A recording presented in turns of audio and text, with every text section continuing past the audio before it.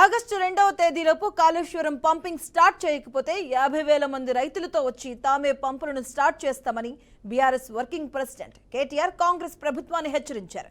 BRS ప్రతినిధులు Kannepalli pump house ని పరిశీలించారు. ఈ సందర్భంగా కేటీఆర్ ప్రభుత్వాన్ని హెచ్చరించారు. రాజకీయాల కోసం ప్రజలు రైతులను ఇబ్బందులు పెట్టవద్దని కోరారు. కేవలం రాజకీయ కక్షతో కేసీఆర్ ను బద్నాం చేయాలన్న కాళేశ్వరం ప్రాజెక్టు పంపులను ఆన్ చేయడం లేదని ఆరోపించారు.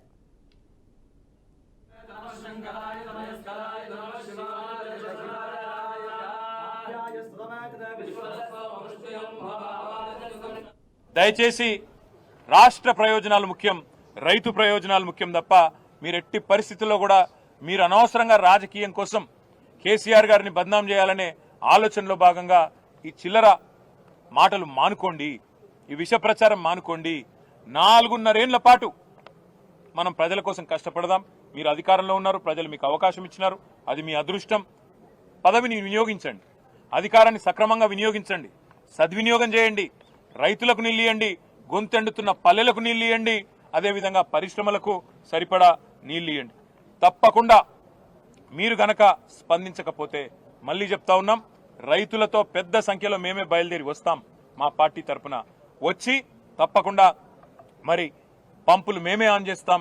గోదావరి జలాలు తప్పకుండా బీడు భూములకు అందాలనే కేసీఆర్ గారి సంకల్పం ఏదైతే ఉందో అది నెరవేరే విధంగా మా పార్టీ తన కృషిని కొనసాగిస్తుందని చెప్పి తెలియజేస్తూ, ఇంకా ఈ పర్యటన దీంతో ముగిసిపోలేదు.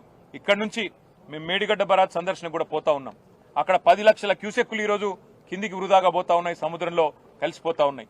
దాన్ని కూడా మీ ద్వారా, పత్రికా మాధ్యమాల ద్వారా, మీడియా ద్వారా ప్రజలకు తప్పకుండా చూపెడతాం. పైన గొంతెండుతున్న గోదావరి పరివాహక ప్రాంతాన్ని మీ ద్వారానే నిన్న చూపెట్టినాం. ఈరోజు కింద వృధాగా పోతున్న నీళ్లను కూడా చూపెడతాం. ఈ నీళ్లను ఎత్తిపోసేందుకు మొత్తం వ్యవస్థ సక్రమంగా ఉన్నా నిర్లక్ష్యం చేస్తున్న ఉద్దేశపూర్వకమైన క్రిమినల్ నెగ్లిజెన్స్ ఏదైతే ఈ ప్రభుత్వం చేస్తున్నదో, నేరపూరిత నిర్లక్ష్యం ఏదైతే చేస్తున్నదో దీన్ని కూడా శాసనసభ వేదికగా, శాసన మండలి వేదికగా ఎండగడతాం. తప్పకుండా ఈ ప్రాంత రైతుల ప్రయోజనాల కోసం అవసరమైతే ఇందాక నేను చెప్పినట్టు ప్రభుత్వం గనక సకాలంలో మేల్కొని స్పందించకపోతే తప్పకుండా మేడిగడ్డ అదేవిధంగా ఈ కన్నెపల్లి కాడికి వేలాది మంది రైతులతో వస్తాం. వచ్చి ఈ పంపులను ఆన్ చేసి గోదావరి నీళ్లను తెలంగాణ బీడు భూములకు తప్పకుండా అందిస్తామని చెప్పి కూడా